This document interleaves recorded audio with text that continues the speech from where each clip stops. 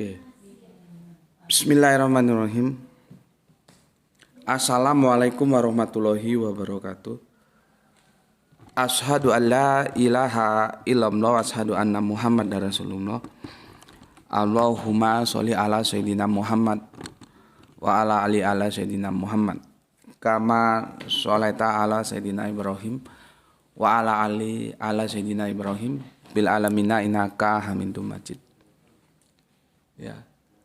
Terlebih dahulu kita panjatkan doa kepada Gusti Allah Agung untuk saudara-saudara kita yang telah memberikan sholawatnya kepada channel dakwah ini, sehingga channel ini dapat dengan setia eksis hadir dalam ruang-ruang diskusi kalian semuanya dimanapun kalian berada. Tentu dengan sebuah harapan, insya Allah sholawat itu akan menjadi catatan langit amal soleh bagi mereka dan keluarganya kelak, dan insya Allah akan terbalaskan dengan balasan yang jauh lebih baik lagi. Kemudian untuk seluruh viewer terkasihku, aku ucapkan terima kasih baik yang di mancanegara dan di dalam negeri atas apresiasinya. Semoga selalu always dan tidak pernah never tetaplah bertumbuh menjadi satu pribadi tangguh yang anti skip dan anti download. Bagi yang berkenan silakan saja di share, tapi linknya ya, link kajiannya, jadi jangan diunduh kemudian dipotong-potong nggak karuan ya, itu nanti akan menjadi kacau itu.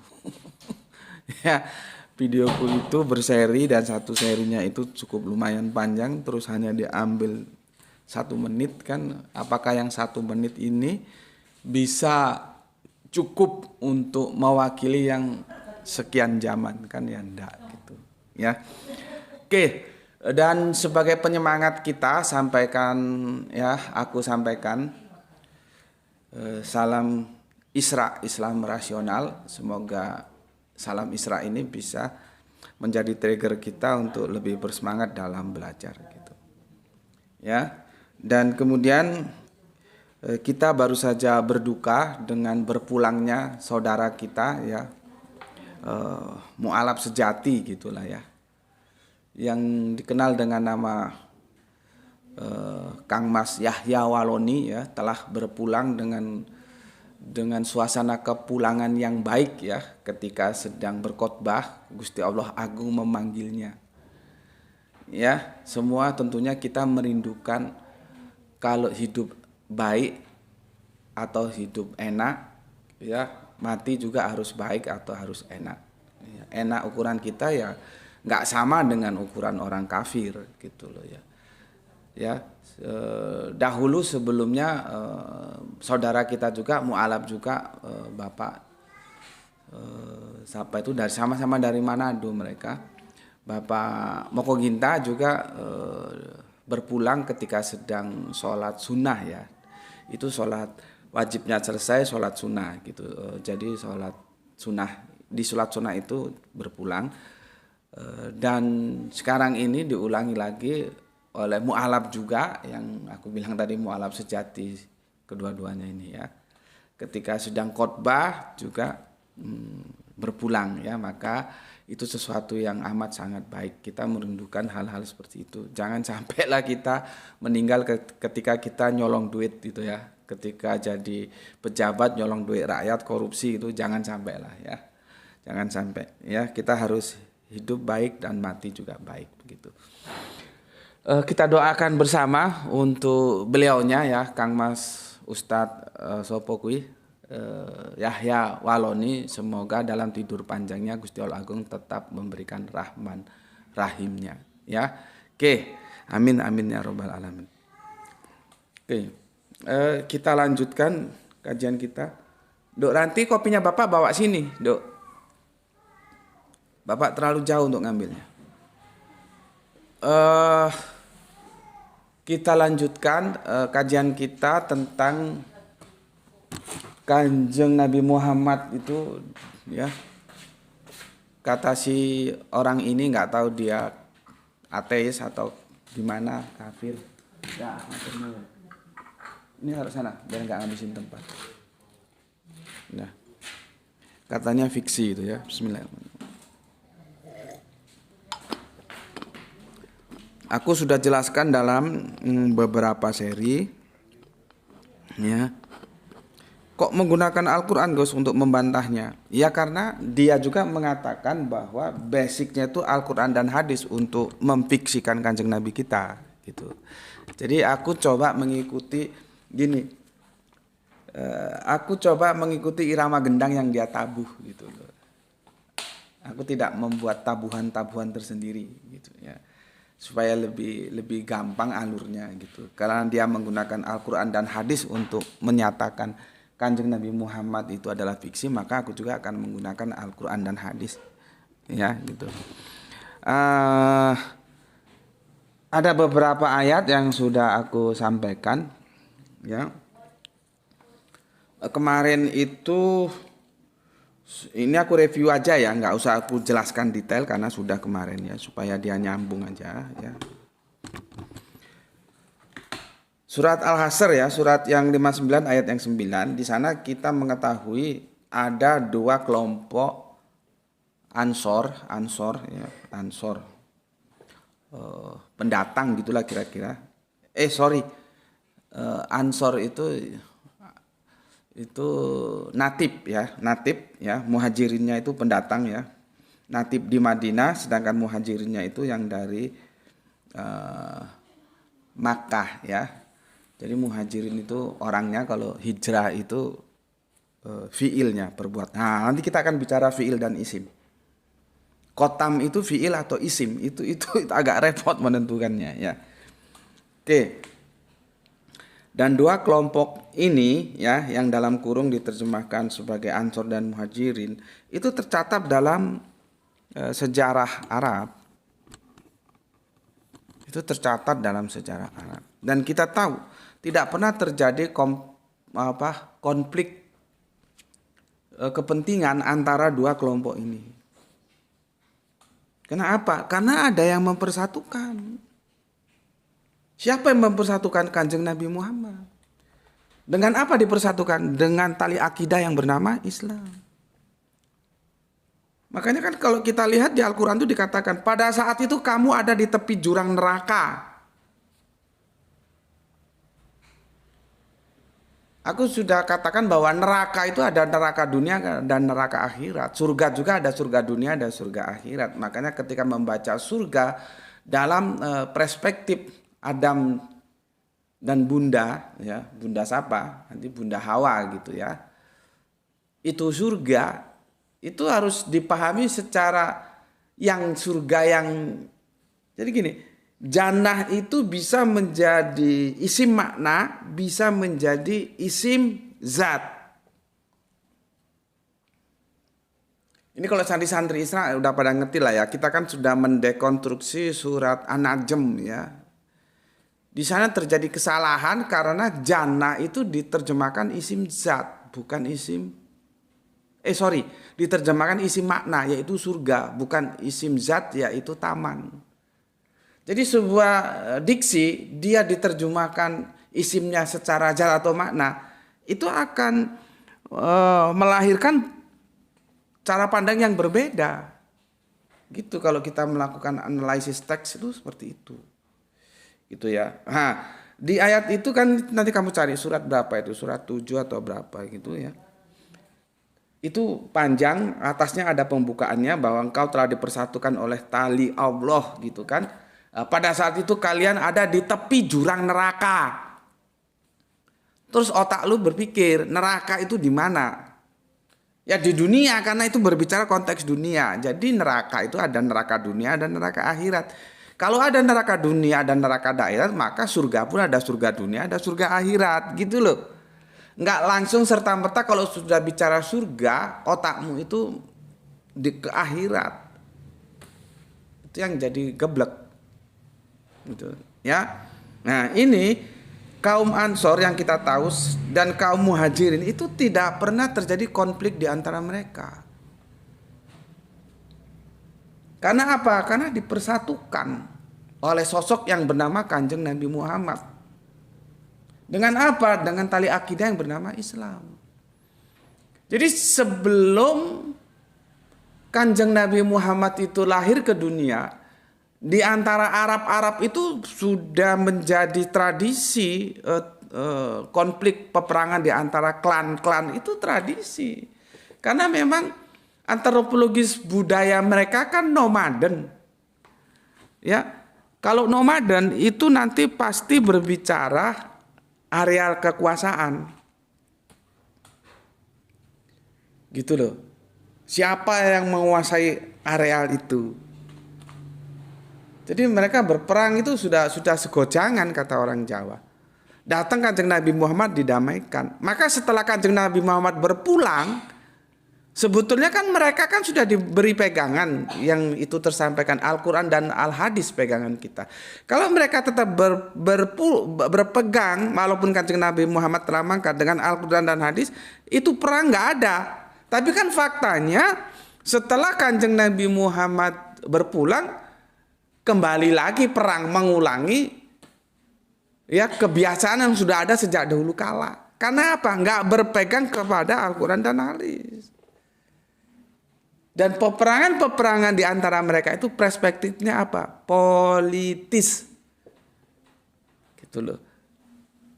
Yang disalahpahami dengan mereka yang memang pada dasarnya nggak suka sama Islam, terus menuduh bahwa Islam agama perang. Kan ada videonya juga itu karena orang geblek.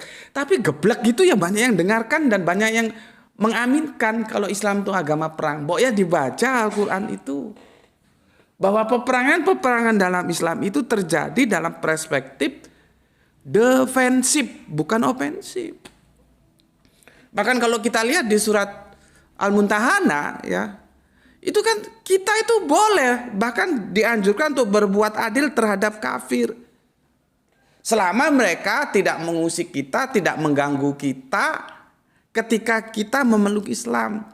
Seperti diusir, oh mereka nggak mengusir kita.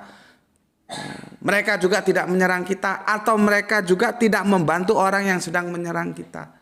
Kita harus berbuat adil kepada mereka.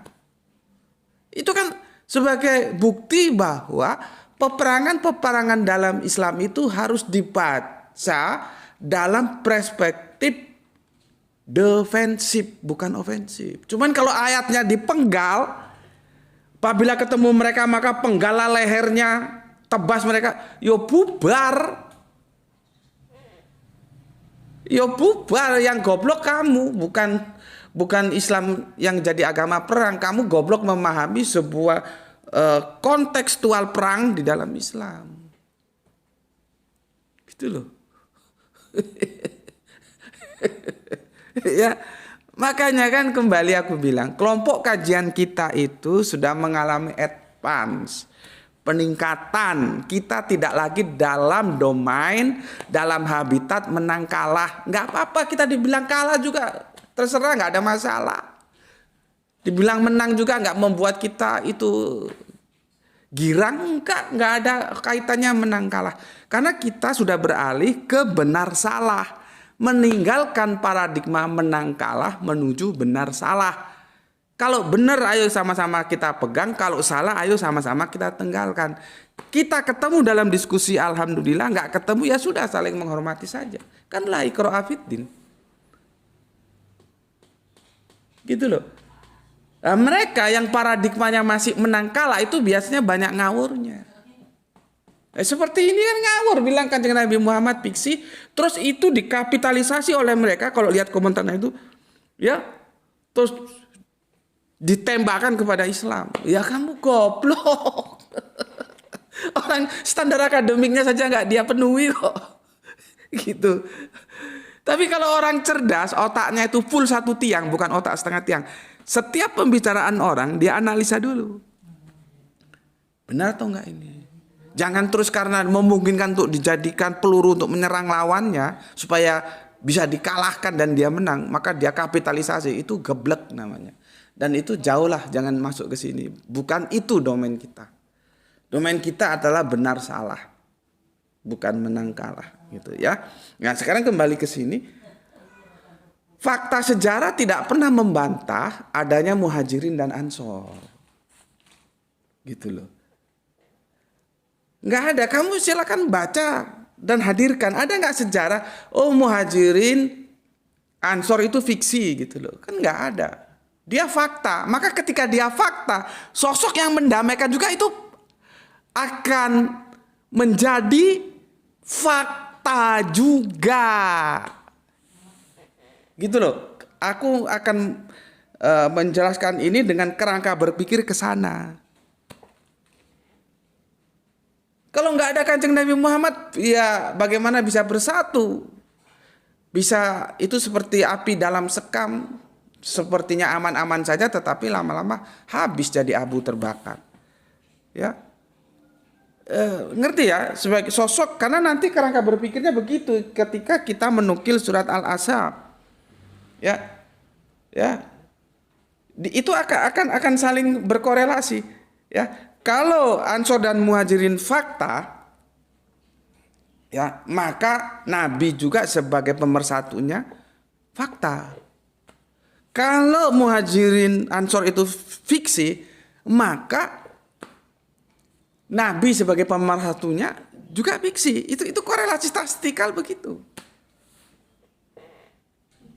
Ya, dan itu juga bisa dibalik nanti ya. Kalau di sini fiksi maka di sini fiksi, kalau di sini fakta di sini nggak fakta gitu. Fiksi dan fakta itu tidak akan bercampur gitu. Ya, itu sekilas saja. Tolong tab-tabnya diteruskan ya. Masih jauh ini, belum 1000 ya. Ya. Terima kasih Kang Mas ya. Ini karena rambutnya gatal jadi dipotong. Tab-tabnya tolong diseribukan ya. Semoga aman, karena kalau nggak dia dirungkat nanti. Gitu ya. Oke.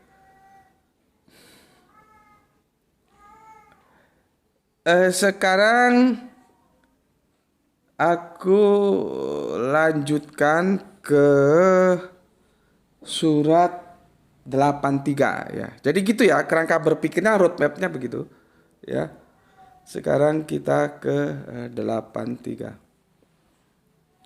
Tolong teman-teman di tab-tab di TikTok maksudnya, tab-tabnya diseribukan ya. Itu masih 300, masih jauh ya.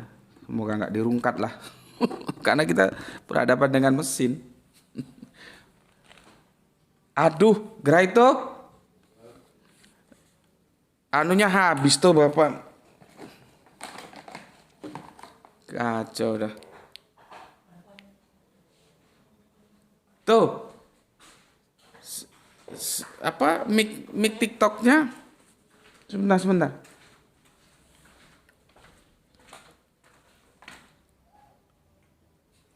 Mic TikToknya mati, jadi aku dari tadi ngomong TikTok nggak bisa dengar suaraku. Ini yang habis. Itu hidupin coba. Ini yang habis, ini juga perlu dicas nih. Ini juga habis anunya. Apanya? Powerbank.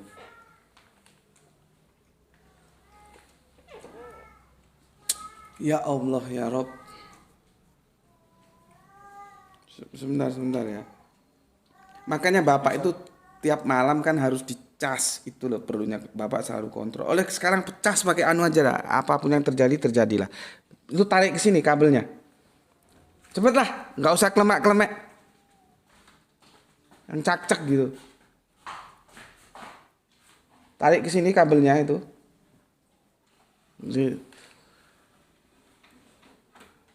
Itu Bapak, makanya Bapak beli charger itu banyak.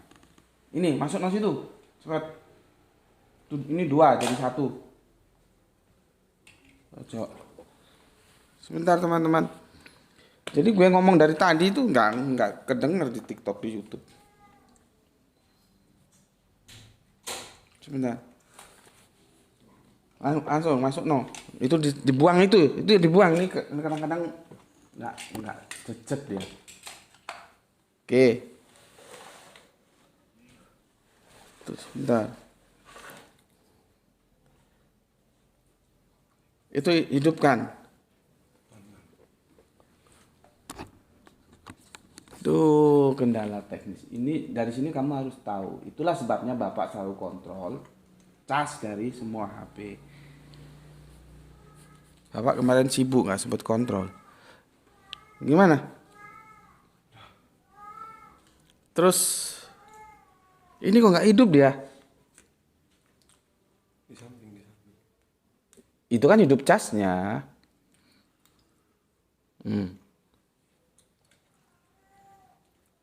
Tes. Itu kamu cas itu. Itu kamu cas. Ini juga kamu cas. Mana lagi yang bermasalah, mana lagi? Oh, ini juga dia habis. Apanya? Padahal sudah dicas kan dia. Tapi nggak apa-apa lah. Iya, wis dicas. Aduh, teman-teman TikTok, teman-teman YouTube mau dipersori ya. Kalau dari tadi aku jelasin nggak terdeteksi suaranya karena ada kendala teknis di sini, casnya pada habis semua, jadi kacau ya. Jadi aku harus ulangi lagi gini. Intinya saja ini masuk tuh, sudah masuk anunya, Apanya? suaranya. Intinya begini, di surat Al-Asr kemarin, surat 59 ayat 9 kan aku jelaskan tentang ada kaum dua kelompok yang dikatakan sebagai Ansor dan Muhajirin. Ya, itu tidak ada sejarah yang mengatakan itu fiksi, itu adalah fakta. Ya, itu kenapa? Wis. Kenapa? Enggak apa. Ya, itu adalah sampai di mana tadi? Aduh. Kacau. Harusnya itu aku duduk menjelaskan gitu. Semua tetek bengek gini ini sudah bukan urusanku, tapi ya nggak bisa. Bismillah. Gini aja lah, nanti kalau kurang jelas lihat di unggahan regulernya ya. Insya Allah karena direkod itu akan menjadi jelas. Tapi intinya di Quran surat Al-Asr surat 59 ayat 9 itu Muhajirin dan Ansor itu adalah fakta. Maka sosok yang mempersatukan mereka sehingga tidak pernah terjadi konflik itu juga fakta. Siapa dia? Itulah Kanjeng Nabi Muhammad. Ya. Kemarin sebelum kelahiran Kanjeng Nabi Muhammad ya, di antara Arab itu sering terjadi peperangan karena itu tuntutan dari antropologis budaya mereka sebagai nomaden selalu berbicara tentang areal kekuasaan, perebutan areal kekuasaan. Maka di Al-Quran dikatakan pada saat itu kalian sudah di tepi jurang neraka gitu kan. Kalau kita baca ayat di atasnya itu mereka sudah dipersatukan oleh tali Allah, yaitu akidah, yaitu Islam gitu. Gitu intinya ya, mohon dipersori karena ada kendala teknis, mungkin yang di YouTube, mungkin yang di TikTok nggak ada suaranya ya. Nanti kalau bisa mau lebih jelas lagi lihat di unggahan regulernya ya di channel YouTube Subandite Sukoco, ketik Muhammad adalah fiksi ya. Oke. Aman toh? Sekarang aku lanjutkan ya. Surat 8326. Ya, surat 8326. Itu seharusnya memang harus dibaca mulai 25 ya. Begini, kita muhu mis wafi zalika fal yatana fasil mutana visun. Layaknya ada laknya dari kasturi ya. Dan untuk yang demikian itu hendaknya orang-orang berlomba-lomba gitu. Laknya dari kasturi. Sebetulnya kita muhu itu apa sih? Ini sama Depak diterjemahkan laknya dari kasturi. Kalau kita baca ayat yang ke-26 ya, kamu buka ya. Nggak bisa kalau nggak buka, nanti nggak ngerti apa yang tak jelaskan. Kamu tetap baca goblok nanti. Buka. Sekarang buka 83 yang 26. 83 karena kita masuk ke teks. 83 yang 26 ya, 26 sudah, yang 25 maksudku. Mereka diberi khamar murni ya, tidak memabukkan, yang tempatnya masih dilak, disegel. maktuhum itu rohikim itu sebetulnya bukan khomer. Gue juga nggak tahu kok bisa jadi khomer di sini. Ya, rohikim itu minuman yang terpilih gitu loh. Ya, minuman yang terpilih. Ya kalau khomer ya mungkin ya bisa juga, tapi kan bukan hanya khomer gitu loh. Cuman akhirnya dinetralisir khomer murni dalam kurung tidak memabukkan gitu ya. Wis lah. Kalau kamu setuju dengan terjemahan khomer ya sakarepmu gitu ya. Aku tidak akan kesana dulu karena aku akan menjelaskan tentang diksi apa di sini. Kitamuhu di ayat 26 itu ya. Kitamuhu. Kita itu penutup. Kalau kamu baca 2526 tapi itu harus dibaca keseluruhannya. Ya. Dibaca keseluruhannya, itu ada kesan begini. Leh, ambilin Qurannya Bapak, Leh. Ada kesan begini. Ini yang minuman yang diterjemahkan khamr itu ditutup sama minyak kasturi, enggak jadi kacau. Enggak begitu. Ya. Enggak. Jadi bagaimana memahami diksi penutup itu ya?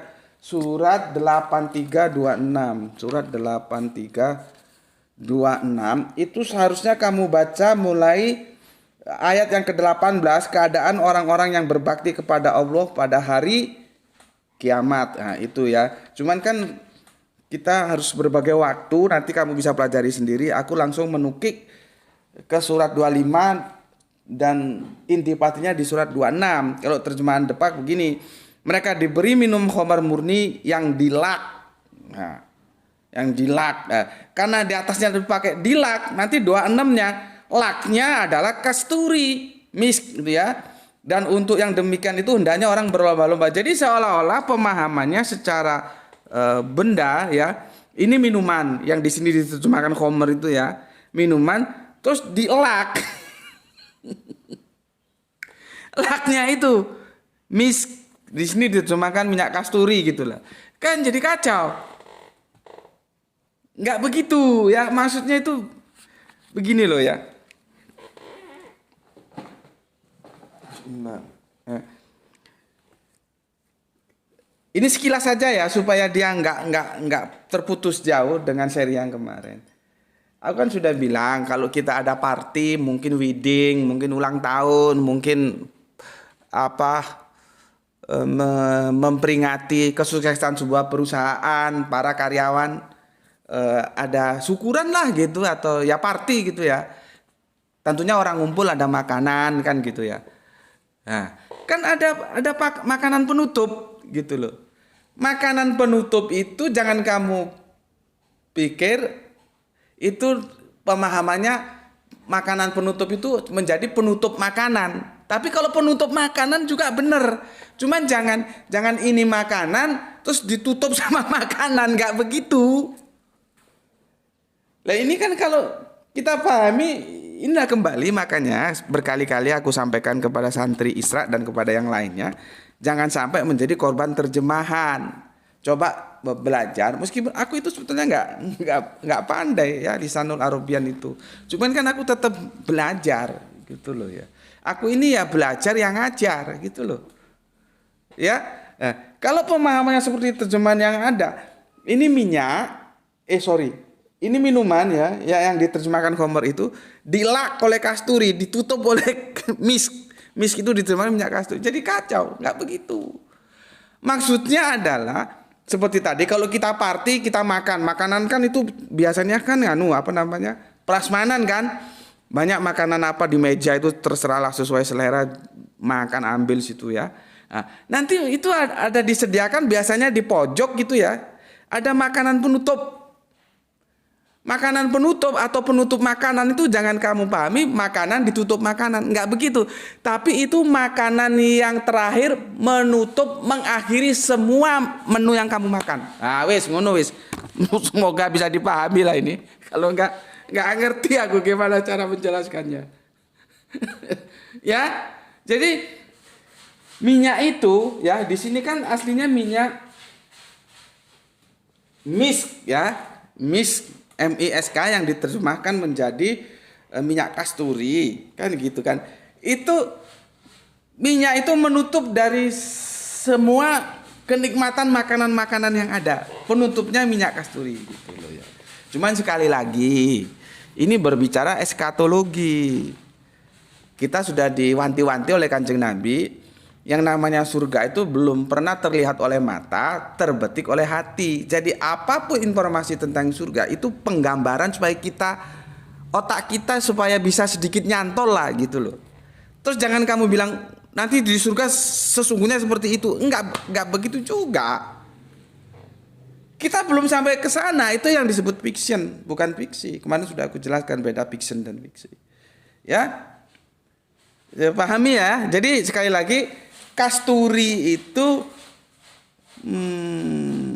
penutup hidangan atau hidangan penutup dari semua hidangan-hidangan yang kita dapatkan di surga. Wes ngono wis. Ya. Jadi jangan dipahami ini roh hikim yang diterjemahkan Khomer terus dilak tutupnya yang menjadi penutup itu kasturi, enggak begitu. Jadi kacau terjemahannya ya. Oke. Penutup ya. Nah, sekarang aku lari ke sini. Ya. Terima kasih teman-teman TikTok, tap-tapnya sudah 2.800, tapi jangan lupa teruslah di tap. Semoga tidak dirungkat oleh YouTube oleh TikTok ya. Kalaupun nanti rungkat segera kembali ya. Dan mohon maaf tadi ada kendala teknis karena pada tekor baterainya, jadi mungkin ada jedah yang tidak terdengar suaranya. Untuk lebih jelasnya nanti bisa ketik masuk ke channel YouTubeku Subandi T Sukoco, ketik Muhammad adalah fiksi yang reguler itu kan rekod itu ya, jadi audio dan videonya insya Allah jelas gitu. Yang di sini yang sekarang live TikTok YouTube anggap saja sebagai pemanasan gitu ya. Oke. Sekarang kita berbicara tentang khotam ya, khotam ini toh. Aku hapus ya, khotam. Kan si kafir itu kan menukil. Sekarang kita masuk ke Al-Qur'an 3340. Ya. 3340. Ya. 3340 ya, Quran surat 3340 surat Al-Ashab ini ya. Di situ ada khotaman, ini sama dengan ini ya, penutup ya, khotaman. Aku perjelas lagi ya. Sorry kalau tulisan dokter jelek banget. Gini lah kira-kira ya. Aku besar semua supaya gampang. Double O ya. Nanti kalau tak tulis huruf pakai Arabian, orang pakai huruf Arab nanti dikirain Ustaz beneran ini.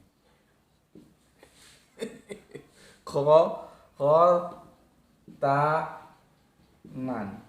Nah, ini diksi khotaman itu sebetulnya fiil atau isim itu juga menarik untuk didiskusikan. Kita supaya tahu aja ya.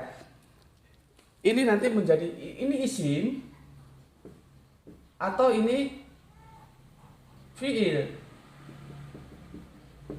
Supaya kita nanti tahu posisi Kanjeng Nabi. Ya, nanti kita bisa tentukan apakah dia fiksi atau fiktif. Fiksi atau fakta. Ya. Kan begini, misalkan dari isim ke fiil ya. Contohnya apa isim itu? Cangkul. Nah, ini cangkul. Dia mendapatkan awalan menyangkul. Nah, ini perubahan dari isim ke fiil. Tapi bisa juga perubahan dari dia aslinya jader itu kata dasarnya. Fiil dia menjadi isim. contohnya apa fiil? Makan ya, makan itu kan fiil. Makan menjadi makanan, dapat akhiran an ya, makanan. Nah, akhiran an ini awalan mu. Terjadi perubahan antara isim bisa ke fiil, juga antara fiil bisa ke isim. Contohnya cangkul menjadi menyangkul, makan menjadi makanan. Ada masalah? Ya. Jadi gitu ya. Sekarang khotaman juga begitu. Karena nanti ini ada sejarahnya. Ya, ada sejarahnya. Apakah itu terkorelasi atau tidak? Ya, kita harus belajar lebih dalam lagi tentang bahasa. Ya. Jadi gini, aku tak cerita nih sih. Ya, sebentar. Ya. Gini. Dulu kan belum semodern sekarang ya. Tukang bikin stempel juga belum ada. Ya, kalau sekarang kan kita bisa pesan di pinggir jalan, nggak tahu berapa nih pesan stempel itu dia 25.000 lah. Itu sudah dapat yang bagus. Stempel. Gitu loh. Ya, tahu stempel, ada surat stempel. Nah, dulu belum ada karena dunia peradaban belum maju seperti sekarang, ya. Nah, para penguasa ya dulu belum republik ya raja lah gitu ya. Kalau di kita Amirul Mukminin lah gitu ya. Itu termasuk Kanjeng Nabi itu punya cincin gitu loh. Cincin. Nah, cincin itu sekaligus digunakan sebagai alat untuk menstempel. Gitu loh. Jadi misalkan bikin surat ya, Nabi kan punya banyak sekretaris dan itu beda-beda loh tugasnya. Betapa hebatnya Kanjeng Nabi. Nanti surat yang untuk tentang kekuasaan kerajaan itu yang bikin ini. Untuk yang tentang ekonomi ini, untuk yang jadi job deskripsinya beda-beda. Jadi Nabi itu memang mempunyai kemampuan manajerial yang canggih gitu loh ya. Siapa ditempatkan sesuai kemampuannya apa. Jadi meskipun surat nggak satu orang nulis semua surat itu nggak, tergantung suratnya kepentingannya untuk apa. Ya. Nah, itu kan begitu selesai kan di stempel. Nah, stempelnya itu dulu kalau penguasa-penguasa itu menggunakan cincinnya itu. Ya, cincin. Maka jangan heran kalau khotam itu akhirnya mengalami polisemi ya. Di surat 3 ayat yang ke-7 kalau nggak salah. Ada ayat mutasabihat, ada yang mukamat. Nah, ini yang mutasabihat. Mutasabihat itu aku memahaminya sebagai yang polisemi. Dia punya banyak makna. Nah, itu perlu kecerdasan otak untuk menentukan pilihan. Ini paling tepat sesuai dengan konteksnya, dia pakai makna yang mana. Nah, gitu loh ya. Nah, tuh, waktunya masih ada. Berapa tuh?